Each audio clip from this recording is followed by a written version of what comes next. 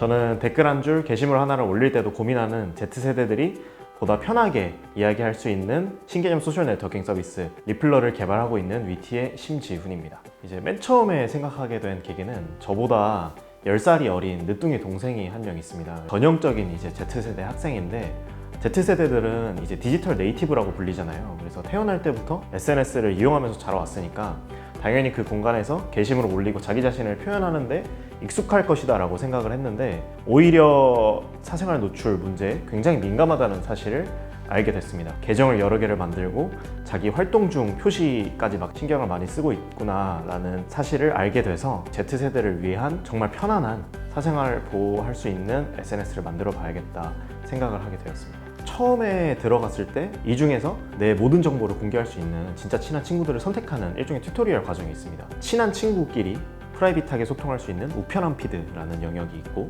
내가 좋아하는 콘텐츠를 익명 기반으로 자유롭게 보고 게시물을 업로드할 수 있는 관심사 피드라는 영역 두 가지로 이제 구분된 서비스고요.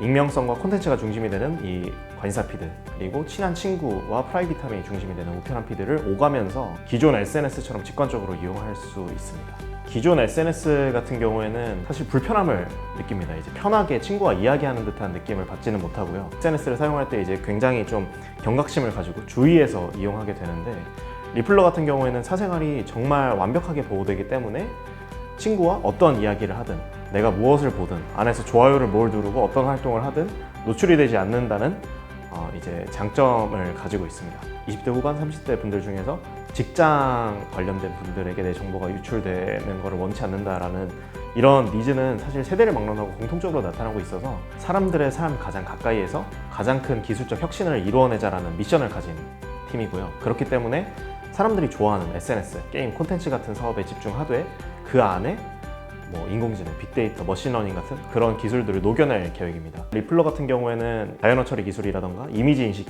기술 같은 거를 도입해서 보다 이용자들이 재밌고 편리하게 서비스를 사용하게 할 계획이고요. 이제 리플러가 사생활이 완벽하게 보호된다는 특징을 가지고 있다 보니까 Z세대가 어떤 구매 패턴을 가지는지, 생활 양식은 어떠한지, 콘텐츠 트렌드는 어떠한지 이런 거를 가장 잘 캐치할 수 있는 서비스라고 생각하거든요. 그래서 여기에 수집한 데이터를 바탕으로 사람들의 삶과 밀접하게 맞닿아 있는 재미있고 똑똑한 서비스들을 계속 만들어 나갈 계획에 있습니다.